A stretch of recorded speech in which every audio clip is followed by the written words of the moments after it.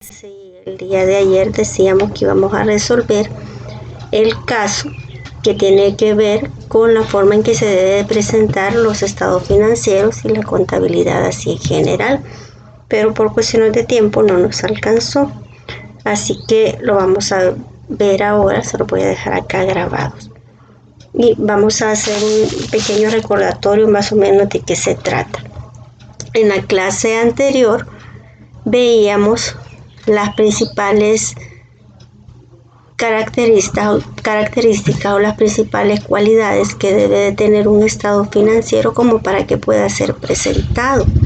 Entre ellas decíamos que tiene que ser fiable, que tiene que ser comparable y así diferentes características que deberían de incluirse en él. Pondríamos ejemplos específicos de qué no debe hacerse, de qué sí debe hacerse, y a partir de esto presentamos acá una carta. Primero hacemos la lectura de esta y se dice que el 26 de enero del 2020 la licenciada Carmen Elena Rosales se le solicita por parte de la Junta Directiva de la empresa que presente los estados de situación financiera del año anterior. La licenciada Rosales se compromete a llevarlos en dicha fecha a sabiendas de lo siguiente: no siguió las indicaciones generales de presentar los estados financieros de acuerdo a las NIF para pymes vigentes. También que el 20 de diciembre del 2019 un cliente emitió un cheque por valor de $5,000 a favor de la empresa, que lo depositó en la misma fecha pero no ha sido incluido en la cuenta de banco del 2019. Ya voy a seguir leyendo cada uno de los numerales y en estos al final veamos qué se le pide a usted, que es el que está leyendo y se espera que se supone que es el experto. Se le pide: sugiera con discreción a la licenciada Carmen Elena Rosales, desde su punto de vista profesional, lo que puede hacer sobre las características cualitativas propias de la información de estados financieros, antes de presentar la información financiera que le han solicitado, pero a partir de una carta que detalle cada uno de los puntos antes mencionados y su sugerencia para cada caso. Vea, esto es una parte primordial de la carta y es en sí que yo le estoy pidiendo a usted que sea amable, básicamente. La cortesía se debe de mantener en cualquier ámbito en el que usted se encuentre y mucho más si lo vamos a hacer por escrito. También se le está diciendo que usted a su clienta, o en este caso a la licenciada Carmen, no la va a regañar, usted le va a sugerir. Y la sugerencia que se debe de hacer tiene que corresponder a lo profesional que es usted y señalar cada uno de los puntos y no solamente decirle: mire, ese cheque lo tenía que presentar. No, tiene que decirle, por poner un ejemplo, ya nos vamos a ir a el caso en sí, que el cheque no se presentó en su momento y que está perdiendo tal principio de contabilidad o que está fallando en tal cuestión que corresponde a la contabilidad. Así que ya aclarado esto, y al final, cuando usted ya dé toda la información que debe de darle a la colega, se despide y se suscribe siempre a las órdenes de la misma. Vamos al primer numeral. En el numeral 1 se dice que no siguió las indicaciones generales de presentar los estados financieros de acuerdo a NIF para pymes. Recuerde, y se lo decía el día de ayer en nuestra clase, que las NIF están en vigencia desde el año de 1997 a la fecha. Por tanto, no hay ninguna excusa como para que la compañera siga trabajando con las normas que en aquel entonces se utilizaban. Por tanto, todo lo que ella elabora lo debe de transformar a que esté de acuerdo a las normas vigentes. Debe decírselo así, ¿verdad? La contabilidad debe de ser presentada de acuerdo a normas vigentes y esto no tiene ninguna discusión, ¿verdad? No tiene discusión, debe de ser así, porque de lo contrario, eso sí se lo puede decir a ella, el Estado puede dar las sanciones respectivas. En el numeral 2 se le dice que el 20 de diciembre un cliente emitió un cheque por valor de $5,000 a favor de la empresa, que se depositó en la misma fecha pero no ha sido incluido en la cuenta de bancos. Decíamos el día de ayer lo preocupante que es que la gente no esté realmente registrando cuáles son sus ingresos. Esos $5,000 son ingresos para ellos, y si no se ven reflejados en la contabilidad, implica que en realidad usted está ocultando información. Así que aunque el cliente nos pagó en diciembre del 2019, debe de incluirse en ese mismo diciembre, y eso hacérselo notar a la compañera. Acá no hay tanto problema, porque a veces la gente se podría confundir. Imagínense que ese cheque se lo hubiesen dado a la empresa ya por febrero del 2019. Tiene todo el año como para poderlo registrar, porque cada transacción que ocurra tiene que registrarse en el periodo que se da. En el numeral 3 se nos dice que el inventario físico de la empresa arroja un faltante del 1% de su valor total, y dicho faltante no se aplicó al inventario del 2019. Hablábamos en la clase también de qué cosas realmente nos afectan o no dentro de la organización, y en realidad un 1% en un faltante tendríamos que ver qué tan grande es el inventario que tiene la empresa y cuánto significa ese 1% para determinar si en realidad es un valor significativo o no, para omitirlo. Hay que hacérselo saber así a la licenciada. En el numeral 4 nos dice: la información no presenta a detalle las cuentas por pagar, por considerar a la misma demasiado complicada de explicar a los usuarios. Vea, una cosa que tiene que tener en cuenta un profesional contable es que de cierta manera el contador se vuelve un maestro de los usuarios de la contabilidad, lo que implica que usted no puede poner de excusa que algo es demasiado complejo para poderlo presentar. El estado financiero tiene algo que yo les mencioné en la clase pasada, que son las notas a los estados financieros, y es en estas notas donde tenemos que agregar esa explicación de ese detalle que no se termina de comprender dentro del estado financiero, pero por ningún motivo se puede omitir.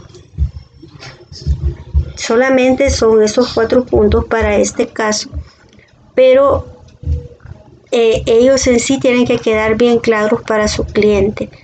¿Qué cosas mencionamos? Si no se siguen las indicaciones generales, quiere decir que no se hacen de acuerdo a las NIF, estos estados financieros pierden credibilidad. Ya no podría decir usted qué tan reales son a partir de que se están haciendo como se hacían en el pasado. En la parte de los cheques, también ya esos estados financieros, si no contienen los $5,000, no son fiables. Inclusive usted me podría decir en este momento: mire, se le está olvidando que también esta característica no le está cumpliendo. Sí, probablemente una sola falta puede caer en diversas cuestiones de presentación de los estados financieros que no se deben de cometer. El inventario físico, como le digo, está supeditado a ver qué cantidad de inventario tiene la empresa y cuánto será ese 1%, porque no nos dicen de qué valor se trata. Y la información no presenta detalle en las cuentas por pagar. Como se lo acabo de mencionar, no hay ninguna excusa como para no presentar la información. Usted para eso tiene algo que también le mencioné ayer, que son los respaldos. Así que primero que nada, ¿qué es lo que va a hacer? Va a ser cortés, va a saludar a la maestra, a la licenciada. Luego, a detalle, punto por punto, le va a decir la falta que ha cometido y cómo la puede solucionar. Y luego se suscribe a las órdenes del cliente. Así cerraríamos este caso.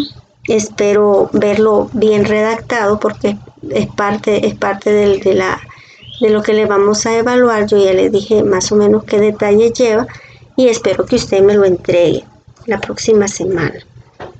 Por acá le dejé una sopa de letras, me la resuelve según corresponde.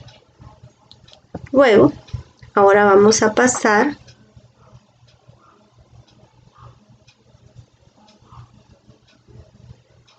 a un documento aparentemente vacío, pero en realidad en él lo que vamos a continuar es algunos conceptos de los que hablábamos ayer, que era el activo y decíamos que era menos el pasivo, y esto nos daba el capital.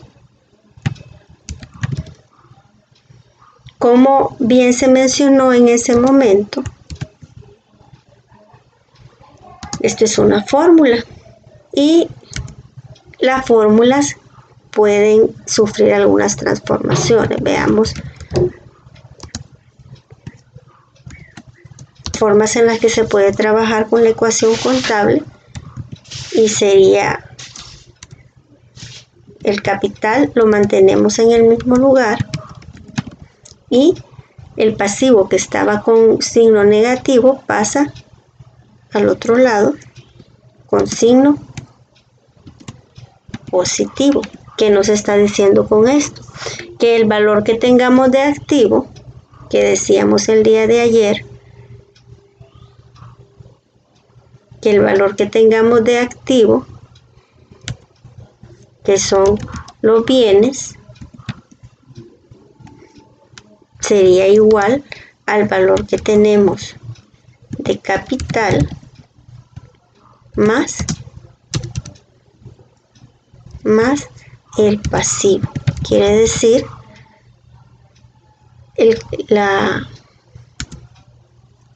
bienes igual a lo que verdaderamente tenemos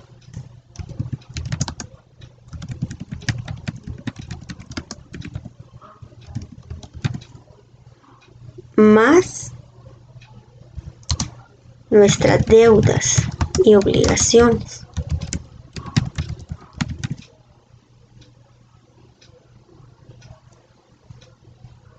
Nuestras deudas y obligaciones.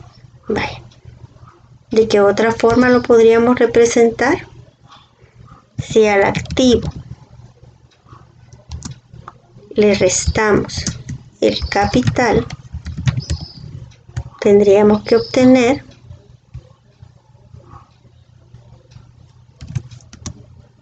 el pasivo. Estas cosas se mantienen. Vale. Ahora que hemos visto esto, vamos a pasar a ver cuál es la clasificación del activo. Ya vamos a trabajar en estas cosas, pero antes de eso, vamos a ver algunos ejercicios básicos, sencillos, que hacen operativa esa fórmula. Si se dice que Carlos Fuentes tiene en el banco la cantidad de $40,000 y debe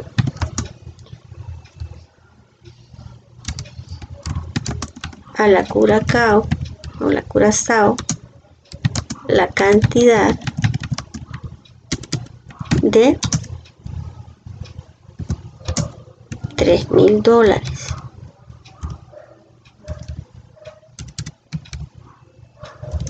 ¿Cuánto sería su capital?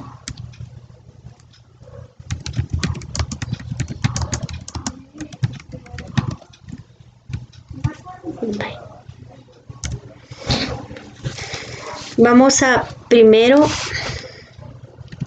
poner desarrollo.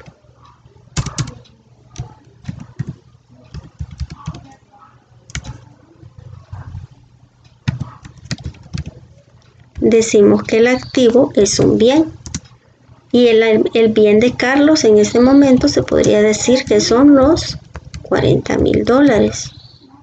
Luego decimos que Carlos tiene una deuda y a la deuda en contabilidad le decimos pasivo, una deuda de $3,000.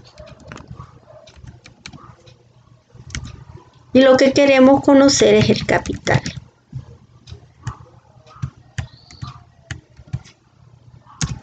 ¿Cómo lo operaríamos? Sustituyendo en fórmula.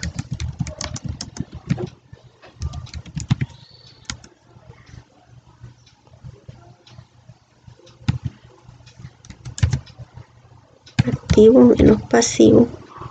También lo vamos a conocer así, ya con las siglas. Tendríamos $40,000 menos $3,000 y esto nos va a arrojar un valor de $37,000, que ese sería el valor de capital. Y se anota respuesta. El capital de Carlos es de $37,000. Bien. Ahora vamos a empezar a aplicar la clasificación que tiene el activo. El activo es donde vamos a enfocar o vamos a tener todo aquello que le llamamos bienes y derechos. Pero el activo tiene una clasificación en la cual se dice que el activo hay activos corrientes,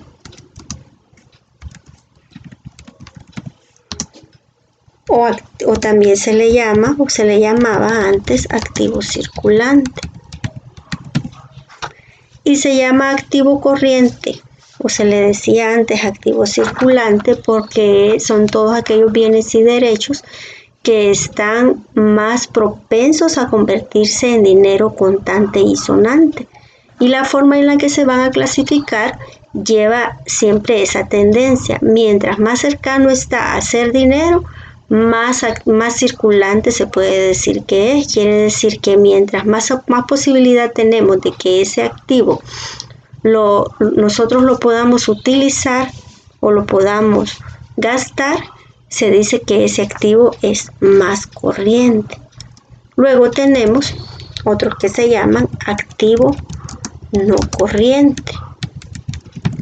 Y en ese activo no corriente tiene un movimiento diferente o una forma diferente al que tiene el activo corriente. Si el activo corriente es el más cercano a convertirse en dinero, el activo no corriente es el que tiene difícil convertibilidad en dinero. Y vamos a poner ejemplos específicos. Del activo corriente, una clasificación que está dentro de ella sería la de efectivo y equivalente, que el efectivo y equivalente contiene la caja, contiene el banco. Y vea una cosa importante, desde esta parte del efectivo y equivalente, que lo vamos a subrayar, la próxima clase vamos a ver que de hecho siempre la primera clasificación de este tipo de términos, de tipo de cuentas, ya van a ver lo que significa las cuentas, siempre se va a subrayar efectivo y equivalente. Entonces sería la cuenta, y la caja y banco es su cuenta que corresponde a efectivo y equivalente.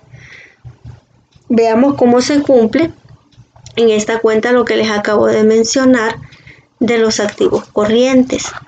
un activo corriente es de fácil convertibilidad.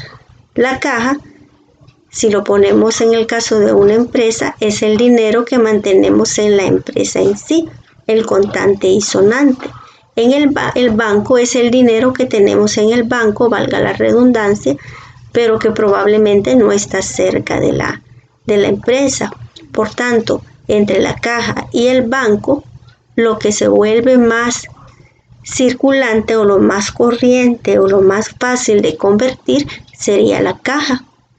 Es el dinero que vamos a tener en la empresa, en el banco, el dinero que es nuestro, pero está en la institución bancaria. Ahora veamos lo que pasa con el activo no corriente. El activo no corriente son todos aquellos bienes y derechos que no pensamos vender a corto plazo. ¿Qué queremos decir con eso?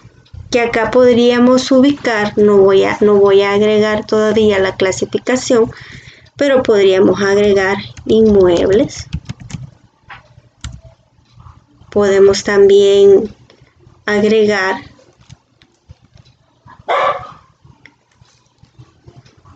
máquinas, camión, que no lo vamos a vender, porque son inmuebles, máquinas, camiones que nosotros probablemente tenemos para operar dentro de la empresa. Sí lo podríamos poner en el activo corriente si es que nosotros nos dedicásemos a vender inmuebles, máquinas y camiones, pero como no nos dedicamos a vender esto, sino que el inmueble, la máquina y el camión nos sirve para poder operar en nuestro negocio principal, iría en este caso en el activo no corriente. Próximamente les voy a pasar un listado ya ordenado de todos estos términos para que usted se vaya familiarizando con ellos.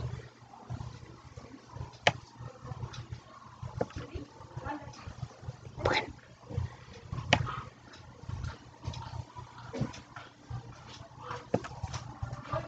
Luego tendríamos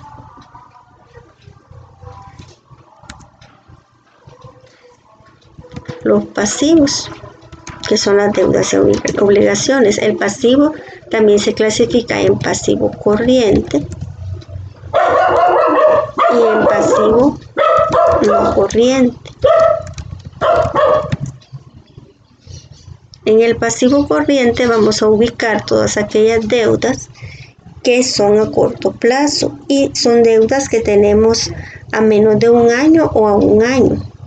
Y en el pasivo no corriente, todas aquellas deudas que son a largo plazo. Quiere decir que en el pasivo corriente, las deudas que estamos más próximos a pagar.